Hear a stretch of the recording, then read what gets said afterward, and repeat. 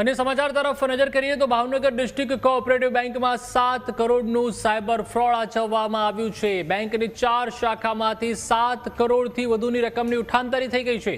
તેમાં તળાજા, ભરતનગર, સુભાષનગર અને સિરસર શાખામાં સાયબર ફ્રોડ થયું છે। રવિવારના દિવસે બેંકનું સોફ્ટવેર હેક કરીને રકમ ટ્રાન્સફર કરી લેવામાં આવી। સાયબર ગઠિયાઓએ બેંક સોફ્ટવેર હેક કરી આ કૌભાંડ આચર્યું છે।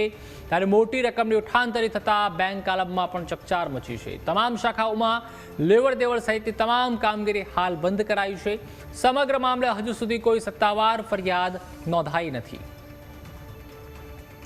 વધુ માહિતી માટે સંવાદદાતા સિદ્ધાર્થ જોડાઈ ચૂક્યા છે। સિદ્ધાર્થ, સૌથી મોટું સાયબર ફ્રોડ ભાવનગરમાં આચરવામાં આવ્યું છે અને તે પણ સાયબર ઠગ દ્વારા બેંકનું જે સોફ્ટવેર હતું તે હેક કરવામાં આવ્યું છે। પોલીસ તપાસ કઈ દિશામાં?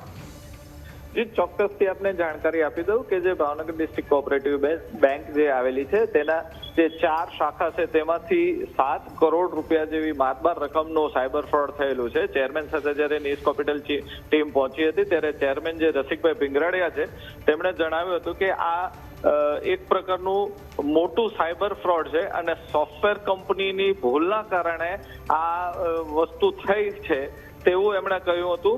અને સાથે સાથે એમ પણ જણાવ્યું હતું કે જે ખાતામાં માત્ર 2000 રૂપિયા હોય એવા ખાતામાંથી 3 કરોડ રૂપિયા જેવી માતબાર રકમ ઉપડી છે, જેના કારણે આ એક સૌથી મોટું સાયબર ફ્રોડ કે જે સાયબર સિક્યુરિટી ઉપર સવાલો ઉભા કરે છે, બેંકની સાયબર સિક્યુરિટી ઉપર સવાલો કરે છે, સોફ્ટવેર કંપનીઓ ઉપર સવાલો ઉભા કરે છે કે જે ખાતામાં માત્ર 2000 રૂપિયા હતા તેમાંથી 3 કરોડ રૂપિયા ઉપાડી લેવામાં આવ્યા છે। ત્યારે જે ચેરમેન છે રસિકભાઈ તેમણે પણ જણાવ્યું હતું કે આ સોફ્ટવેર જે કંપની છે તેના ભૂલના કારણે આ સાયબર ફ્રોડ થયેલું છે। જી પ્રતિભા।